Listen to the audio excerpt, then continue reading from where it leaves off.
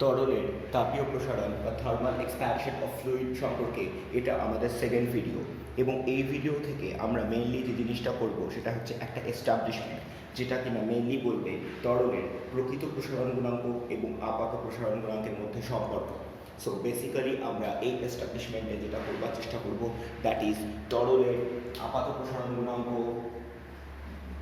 ও প্রকৃত প্রসারণ গুণাঙ্ক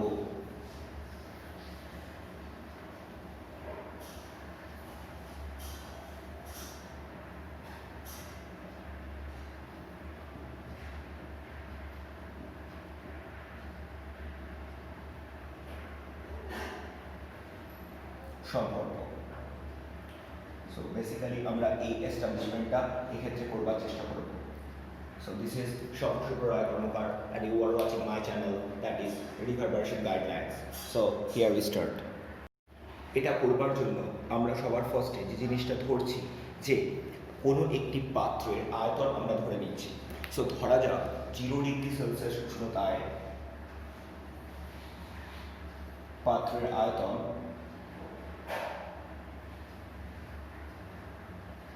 V0, ক্লিয়ার? এখন যদি কোনো পাত্রের আয়তন V0 হয়ে থাকে এবং আমি যদি সেটাকে জল দ্বারা সম্পূর্ণরূপে পরিপূর্ণ করি, অর্থাৎ তরলপূর্ণ করে এলে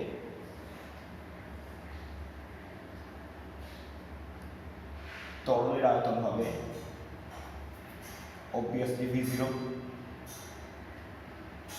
কারণ আমি যখন কোনো একটা পাত্রকে কমপ্লিটলি তরল দ্বারা পূর্ণ করে দেবো তখন তার আয়তনও হয়ে যাবে V0, ক্লিয়ার? এবার আমি কি করছি, সবার ফার্স্টে আমি এই পাত্রটির উষ্ণতা বৃদ্ধি করছি, অর্থাৎ আমি ধরে নিচ্ছি যে অন্তিম উষ্ণতা থিটা, তাহলে আমি অন্তিম উষ্ণতা বৃদ্ধি করেছি। এখন এই অন্তিম উষ্ণতা বৃদ্ধি করলে পাত্রের আয়তন নিশ্চয়ই বৃদ্ধি পাবে। আমি ধরে নিচ্ছি যে পাত্রের অন্তিম আয়তন হয়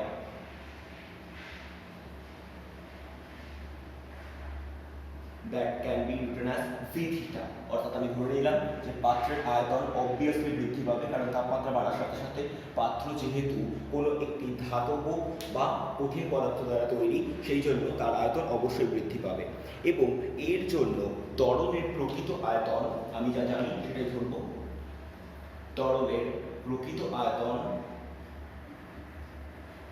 হয় VR ও আপাত আয়তন হয়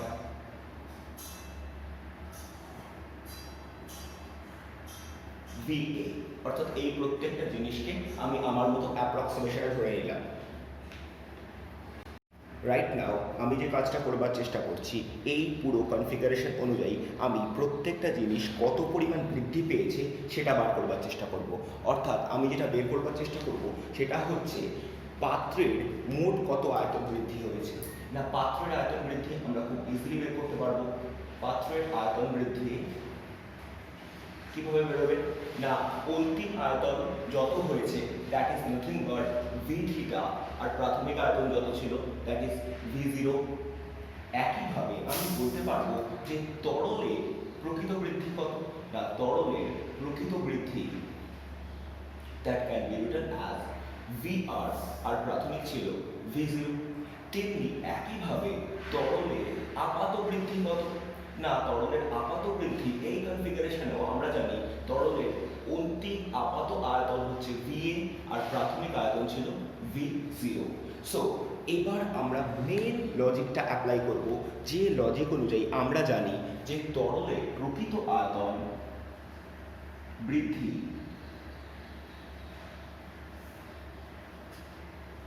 এই কথাটার অ্যাকচুয়াল অর্থ ছিল তরলের আপাত আয়তন বৃদ্ধি প্লাস পাত্রের আয়তন বৃদ্ধি। আমরা এই জিনিসটা আগের দিন এই নিয়ে কথা বলেছি। সো বেসিক্যালি আমি যেটা করবার চেষ্টা করছি সেটা তরলের প্রকৃত আয়তন বৃদ্ধি নিয়ে। এখন তরলের প্রকৃত আয়তন বৃদ্ধি যদি আমরা বুঝতে চাই, সে কথার অর্থ কি? না, সে কথার অর্থ হচ্ছে তরলের প্রকৃত আয়তন আমি আলটিমেটলি ধরেছি VR, আর প্রাথমিক ছিল V0। So basically VR minus V0 হচ্ছে তরলের প্রকৃত আয়তন বৃদ্ধি। অন্যদিকে তরলের আপাত আয়তন বৃদ্ধি যদি বের করি that will B VA minus V0। আর যদি আমরা পাত্রের আয়তন বৃদ্ধি বের করবার চেষ্টা করি সো সেটাও আমাদের জন্য খুব easy, that must be V theta minus V0। Clear? So এই যাচ্ছে আমাদের মোটামুটিভাবে একটা রিলেশনশিপ যেটা আমরা আগের দিনও এস্টাবলিশ করেছিলাম।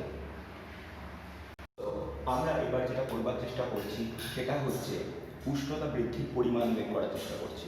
সো উষ্ণতা বৃদ্ধি কথার অ্যাকচুয়াল অর্থ কত না, অন্তিম উষ্ণতা ছিল থিটা, প্রাথমিক উষ্ণতা ছিল 0। সো আলটিমেটলি উষ্ণতা বৃদ্ধি হয়েছে বেসিক্যালি থিটা। এবার আমরা ধরে নিচ্ছি প্রাথমিক আয়তন কত না, আমরা ধরে নিচ্ছি প্রাথমিক আয়তন that is nothing but V0। তো প্রাথমিক আয়তন আমাদের জন্য V0। এবার আমরা কি করছি, আমরা এই গোটা ইকুয়েশনে left hand side right hand side both সাইডকে V0 ইন্টু থিটা দিয়ে ডিভাইড করে দিচ্ছি। সো বেসিক্যালি আমাদের কাছে এই গোটা ইকুয়েশনটা এবার দেখতে লাগছে VR minus V0 divide by V0 theta, that is VA minus V0 divide by V0 into theta plus V theta minus V0 divide by V0 into theta. So যদি এই জিনিসটাকে আমরা ফার্দার বুঝতে শুরু করি তাহলে আগের দিন অবধি আমরা বুঝেছিলাম যে প্রকৃত বৃদ্ধিকে যতটা বৃদ্ধি পেয়েছে তাকে যদি প্রাথমিক আয়তন এবং উষ্ণতা দিয়ে ডিভাইড করে দিই that is nothing but the তরলের প্রকৃত প্রসারণ গুণাঙ্ক and that is nothing but gamma R. একইভাবে আপাত আয়তন বৃদ্ধিকে যদি আমরা প্রাথমিক আয়তন এবং উষ্ণতা বৃদ্ধি দিয়ে ডিভাইড করে দিই দ্যাট উইল বি তরলের আপাত প্রসারণ গুণাঙ্ক that is nothing but gamma A. অন্যদিকে পাত্রের আয়তন বৃদ্ধিকে যদি পাত্রের প্রাথমিক আয়তন এবং প্রাথমিক উষ্ণতার পরিবর্তন দিয়ে ডিভাইড করে দিই তাহলে যেটা পাবো পাত্রের আয়তন বৃদ্ধির জন্য যে গুণাঙ্ক ব্যবহার করছি that is gamma G.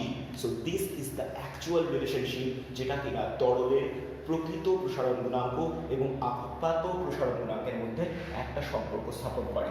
And this is very important through out the journey and most of the পরীক্ষায় আমাদের রেগুলার পরীক্ষাগুলোতে এই এস্টাবলিশমেন্টটা প্রচণ্ডভাবে দেবে।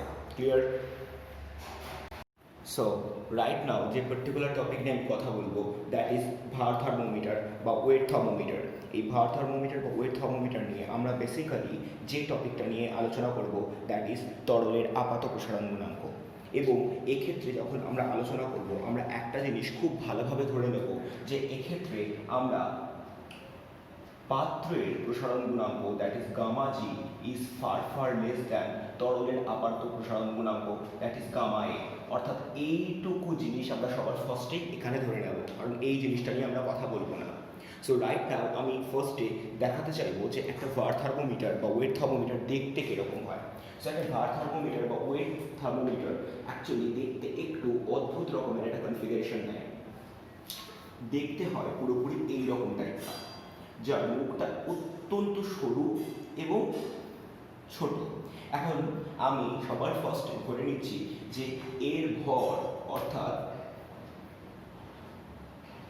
ফাঁকা ফ্লাক্সের ভর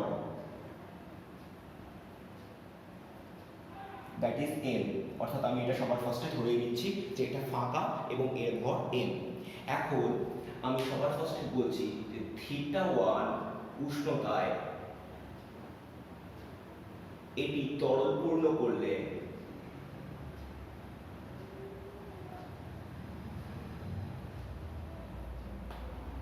ভর হয় m1। তার মানে আমি প্রথমেই ধরে নিচ্ছি যে যদি এটাকে কমপ্লিটলি তরল দ্বারা ফুলফিল করি তাহলে θ1 ডিগ্রি উষ্ণতায় এর ভর হবে m1। তাহলে θ1 উষ্ণতায় আমি যদি ধরি যে তরলের ভর কত, আর θ1 উষ্ণতায় তরলের ভর that will be nothing but m1 minus a. Clear? So this is my first condition যেটাকে আমি ধরলাম। এখন আমি কি করছি, এই পুরো কন্টেনারটার উষ্ণতা আস্তে আস্তে বৃদ্ধি করছি এবং আমি এই θ2 উষ্ণতাটা নিয়ে যাচ্ছি, যে ক্ষেত্রে এই θ2 গ্রেটার দ্যান θ1, এবং আমি লিখে দিচ্ছি θ2 উষ্ণতায় তরলপূর্ণ এই ফ্লাক্সের ভর that is going to be defined by m2। তাহলে θ2 উষ্ণতায় আমরা যেটা বলতে পারবো that is তরলের ভর। সো তরলের ভর কত হবে? অবভিয়াসলি m2 মাইনাস m, এবং এটা খুব ক্লিয়ার যে কিছু পরিমাণ তরল আমাদের বাইরে পড়ে যাবে। তার কারণ হচ্ছে পাত্রটাকে যখন আমি কমপ্লিটলি ফুলফিল করেছিলাম এবং তারপরে যখন আমি বাড়িয়েছি এর উষ্ণতা, তাহলে তরলটার আয়তন পূর্বের তুলনায় বাড়বে, অর্থাৎ কিছু পরিমাণ তরল অবভিয়াসলি বাইরে পড়ে যাবে। সো দ্য থিং বিগিন, আমরা কিন্তু এই গোটা কনসিডারেশনে একটা জিনিস প্রথমেই বলে দিয়েছি যে পাত্রের আয়তন বৃদ্ধি অত্যন্ত কম, সুতরাং আমরা একটা জিনিস নিয়ে ভাববই না যে এক্ষেত্রে পাত্রটাও তো অবশ্যই আয়তনে বেড়েছে, কিন্তু সেই জিনিসটাকে আমরা কমপ্লিটলি ইগনোর করব, অর্থাৎ that is not going to be classified right now. So আমরা আমাদের কথা অনুযায়ী যদি ধরে নিই যে পাত্রের আয়তন বৃদ্ধি অগ্রাহ্য হওয়ায়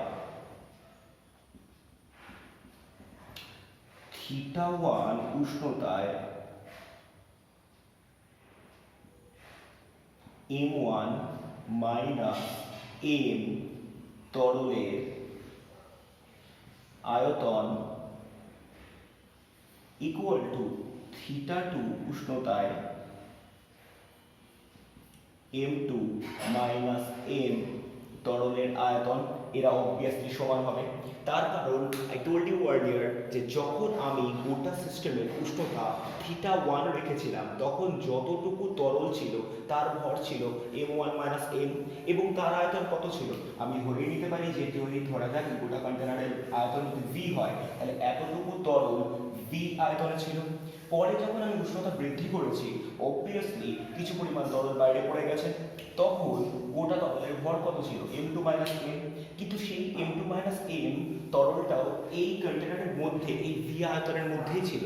তার লজিক বিহাইন্ড দ্যাট আমি এই কথাটা কমপ্লিটলি বলতে পারছি, তার কারণ সবার ফার্স্টেই আমি বলে দিয়েছি যে এই পাত্রের আয়তন বৃদ্ধি কমপ্লিটলি অগ্রাহ্য, অর্থাৎ আমরা এই কনসেপ্টটাকে এক্ষেত্রে নিচ্ছি না।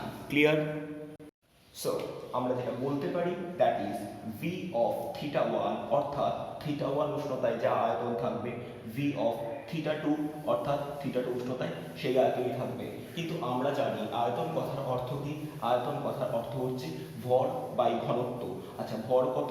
θ1 উষ্ণতায় ভর ছিল m1 মাইনাস m, আর ঘনত্ব ছিল কত? ঘনত্ব তো আমরা জানি না, সো ঘনত্ব is going to be defined by ρ1। In the other hand, আমরা যদি অন্তিম ভর ধরি, তো অন্তিম ভর ছিল m2 মাইনাস m, এবং অন্তিম ঘনত্ব কত ছিল? That is going to be defined by ρ2। So right now আমাদের কাছে যে কন্ডিশনটা তৈরি হচ্ছে, সেটাকে যদি আমরা ফার্দার এক্সপ্রেস করি, so this will look like m1 minus m divided by m2 minus m, and this will be ρ1 minus ρ2। So right now দু তিনটে জিনিস আমাদেরকে খুব ভালোভাবে বুঝতে হবে। একটা জিনিস আমরা খুব ভালো করে জানবো, যখনই তাপমাত্রা বাড়বে তখনই কিন্তু তরলের আয়তন ধীরে ধীরে বাড়বে, এবং আয়তন ধীরে ধীরে বাড়ার অর্থ হলো ঘনত্ব ধীরে ধীরে কমা। অর্থাৎ এই কন্ডিশন নিয়েই কিন্তু আমরা এতদিন ধরে কাজ করেছি। অর্থাৎ আমরা যদি ধরে নিই যে আয়তন বেড়েছে, তাহলে কিন্তু ধরেই নিতে হবে ঘনত্ব কমেছে।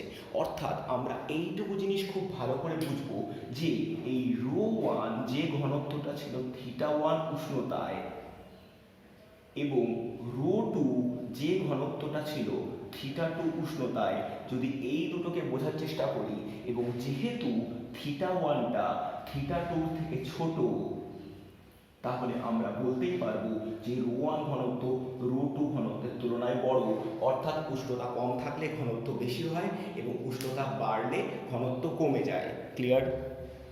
সো রাইট নাও যদি এই ρ1 এবং ρ2 অর্থাৎ θ1 ডিগ্রি সেলসিয়াস উষ্ণতায় তরলের ঘনত্ব এবং θ2 ডিগ্রি সেলসিয়াস উষ্ণতায় তরলের ঘনত্বের মধ্যে সম্পর্ক স্থাপন করতে চাই, সো বেসিক্যালি এই ক্ষেত্রে আমাদের যেটা লিখতে হবে that will be ρ1 equal to ρ2 within bracket 1 plus gamma A, that is তরলের আপাত প্রসারণ গুণাঙ্ক উইদিন ব্র্যাকেট θ2 মাইনাস θ1। অর্থাৎ আমরা যে কথাটা একটু আগে বলেছি সেই কথাটাকে আরেকবার রিপিট করে দিই যে θ1 ডিগ্রি সেলসিয়াস উষ্ণতায় তরলের যখন ঘনত্ব থাকবে that is ρ1, that will be greater than θ2 degree Celsius উষ্ণতায় তরলের যে ঘনত্ব থাকবে দ্যাট উইল বি ρ2। কারণ আমরা জানি যত উষ্ণতা বৃদ্ধি করব তত তরলের ঘনত্ব আস্তে আস্তে কমতে থাকবে। সো রাইট নাও আমি কি করছি, এই গোটা ইকুয়েশন এস্টাবলিশমেন্টটাকে এখানে আমি রিপ্লেস করে দিচ্ছি। So this will look like m1 minus m divided by m2 minus m, that will be rho 1 by rho 2. So rho 1 মানে হচ্ছে rho 2 within bracket 1 plus gamma a theta 2 minus theta 1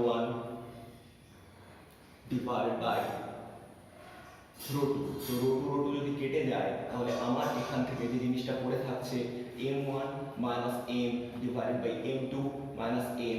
So this will look like 1 plus gamma a, that is তরলের আপাত প্রসারণ গুণাঙ্ক within bracket theta 2 minus theta 1. So this is my actual relationship, যেখান থেকে আমরা basically বের করতে পারবো তরলের আপাত প্রসারণ গুণাঙ্কের একটা সমীকরণ, প্রোভাইডেড আমরা এক্ষেত্রে ধরেই নেব যে পাত্রের আয়তন বৃদ্ধি অগ্রাহ্য। ক্লিয়ার? রাইট নাও আমরা যে টপিকটা নিয়ে কথা বলবো, this will be the last part of the expansion of fluid, and এক্ষেত্রে আমরা মেইনলি কথা বলবো the anomalous expansion of water, that is জলের ব্যতিক্রান্ত প্রসারণশীলতা। সো জলের ব্যতিক্রান্ত প্রসারণশীলতা কথার অর্থ কি? এই কথার মানে যদি আমাদেরকে কমপ্লিটলি বুঝতে হয় তাহলে দুটো জিনিসকে আমাদের সবার ফার্স্টে জানতে হবে, দ্যাট ইজ কেমিক্যাল বন্ডিং। আমরা অলরেডি পড়ে এসেছি। সো কেমিক্যাল বন্ডিংয়ের ক্ষেত্রে আমরা যেটুকু জিনিস জানি সেটা একটু বোঝার চেষ্টা করি। বেসিক্যালি যদি আমরা এসপিডিএফ কনফিগারেশন জেনে গিয়ে থাকি তাহলে এসপিডিএফ কনফিগারেশন অনুযায়ী অক্সিজেনের ইলেকট্রনিক কনফিগারেশন হবে 1s2 2s2 2p4. So this is oxygen. And what about hydrogen? Hydrogen are obviously 1s1. তাহলে আমরা যদি ভালোভাবে বুঝবার চেষ্টা করি তাহলে অক্সিজেনের আউটার মোস্টে মোট 6টা ইলেকট্রন থাকবে আর হাইড্রোজেনের আউটার মোস্টে 1টা ইলেকট্রন থাকবে। এবার যদি কোনো একটা স্ট্রাকচার অফ ওয়াটার দেখবার চেষ্টা করি তাহলে স্ট্রাকচার অফ ওয়াটারের ক্ষেত্রে মোট 2টো ইলেকট্রন থাকবে অক্সিজেনের যারা কোভ্যালেন্ট বা সমযোজী বন্ধন তৈরি করবে, বাট 2 পেয়ার অফ ইলেকট্রনস থাকবে যারা কিনা কমপ্লিটলি লোন পেয়ার হিসেবে কাজ করবে, অর্থাৎ নিঃসঙ্গ ইলেকট্রন জোড়। সো এই নিঃসঙ্গ ইলেকট্রন জোড় দুখানা থাকবে এবং যার জন্য এদের মধ্যে একটা স্টোরিক এফেক্ট কাজ করবে, যার জন্য এই অক্সিজেনের আকৃতি অনেকটা ভি শেপড হয়ে যায়, কারণ এদের মধ্যে একটা রিপালসিভ বা বিকর্ষণধর্মী বল কাজ করে। অন্যদিকে দুখানা হাইড্রোজেন প্রত্যেকে একটা একটা করে ইলেকট্রন দেবে এবং এর ফলে এরা কি করবে, কমপ্লিটলি একটা কোভ্যালেন্ট বন্ড বা সমযোজী বন্ধন তৈরি করবে। ক্লিয়ার? এইটুকু তো আমরা খুব ভালোভাবেই জানি। এখন লজিক্যালি যদি দেখতে হয় তাহলে ব্যাপারটা এত ইজিলি হয় না। সো এটা একটা অবভিয়াসলি জলের অণুর কনফিগারেশন, দ্যাট ইজ H2। এখন কথা হচ্ছে আমরা এবার ইলেকট্রোনেগেটিভিটি নিয়ে কথা বলবো। সো ইলেকট্রোনেগেটিভিটি বা তড়িৎ ঋণাত্মকতা মানে কি বলছে না, পিরিয়ডিক টেবিলের যদি লেফট থেকে রাইটের দিকে যাই, অর্থাৎ পর্যায় সারণীর বাম দিক থেকে ডান দিকের দিকে যত প্রোগ্রেস করব, সো সেক্ষেত্রে আমাদের ক্ষেত্রে কি হবে না, আমরা দেখব যে কোনো পরমাণু ইলেকট্রন আকর্ষণ করবার ক্ষমতা বাড়বে এবং বন্ধনজোড় ইলেকট্রনগুলোকে নিজের দিকে আকর্ষণ করবার একটা টেন্ডেন্সি দেখাবে। এই জন্য অক্সিজেন, ফ্লোরিন এই জাতীয় পর্যায় সারণীর একদম 16 বা 17 নম্বর গ্রুপে থাকা পরমাণুগুলো অত্যন্ত ভালোভাবে এই বন্ধনজোড় ইলেকট্রনকে নিজের দিকে আকর্ষণ করে। And that is the logic. কিছুক্ষণ বাদে কি হবে, এই যে কোনো বন্ডিংয়ের ক্ষেত্রে এরা কি করবে, ইলেকট্রন পেয়ারের মাস ক্লাউডটাকে নিজের দিকে টেনে নেবে। দ্যাটস ওয়াই হাইড্রোজেন আংশিক প্লাস অর্থাৎ ডেল প্লাস হয়ে যাবে এবং অক্সিজেন হয়ে যাবে ডেল মাইনাস। এই কনফিগারেশনের জন্য পরবর্তীকালে দেখা যায় এই অক্সিজেনটা পার্শ্ববর্তী আরেকটা ওয়াটার মলিকিউলের হাইড্রোজেনকে ট্র্যাপ করতে আরম্ভ করে, অ্যান্ড এর জন্য এরা ইন্টার মলিকিউলার হাইড্রোজেন বন্ড, অর্থাৎ এরা আরও ফার্দার একটা প্রোগ্রেসড চেইন বানাতে পারে। So basically what I need to mean, আমি বলতে চাইছি যে অক্সিজেনের ক্ষেত্রে এইটা ডেল মাইনাস হয়ে যাচ্ছে ওয়াটার মলিকিউলের জন্য এবং এইগুলো ডেল প্লাস করে হয়ে যাচ্ছে।